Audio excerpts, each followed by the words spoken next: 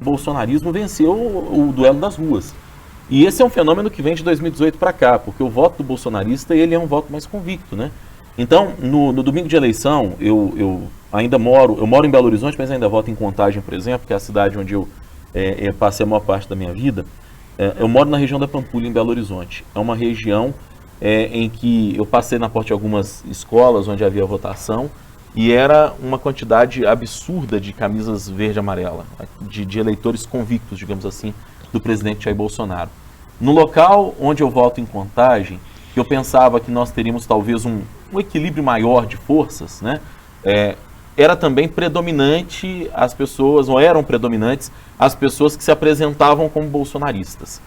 E aí eu saí das sessões eleitorais com aquela impressão. A gente fala que, embora o bolsonarismo tenha vencido o duelo das ruas, digamos assim, será que a gente não está errado na avaliação? Porque a gente está vendo tantas camisas verde e amarelas a mais do que camisas vermelhas, do que pessoas que botavam a estrelinha no peito, digamos assim. Mas aí quando a apuração avançou e houve a diferença final do primeiro turno, de 48 a 43 aqui em números redondos, do Lula em relação ao presidente Bolsonaro, ficou evidente que de fato, por mais que sejam mais barulhentos, mais convictos, essas pessoas que hoje estão nas ruas defendendo o presidente Bolsonaro e o bolsonarismo, são um recorte da realidade. Porque não foram majoritárias nas urnas. Porque, inclusive, o presidente Bolsonaro ficou em segundo lugar no primeiro turno. Não tô Tem dois componentes aí que eu acho, Rodrigo. Desculpe te interromper.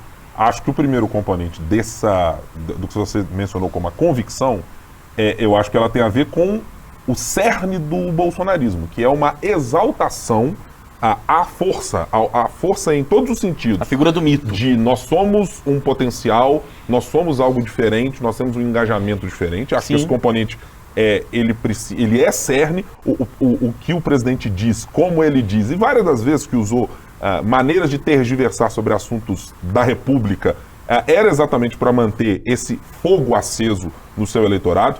E eu não posso deixar de citar o componente da violência, porque eu acho que ele é um determinante muito importante. Também. As imagens que nós temos, e nós trouxemos nessa última semana, nas últimas semanas, aliás, aquela figura que diz, e não é o primeiro que faz isso, somos apoiadores aqui do presidente Bolsonaro, o cidadão me aparece com um cano de escopeta calibre 12, lambendo a escopeta com um revólver andando. Foi preso, inclusive. E foi preso, inclusive, né, Ricardo? Foi preso por outro caso, ameaçando uma pessoa com uma faca. Foi preso essa semana lá na região metropolitana de Campinas. Eu ouvi, e aí é claro que eu estou falando do microcosmo da realidade, de algumas pessoas que manifestaram depois em conversa, dizendo, olha, eu votei no ex-presidente Lula, não gostava muito não, mas etc.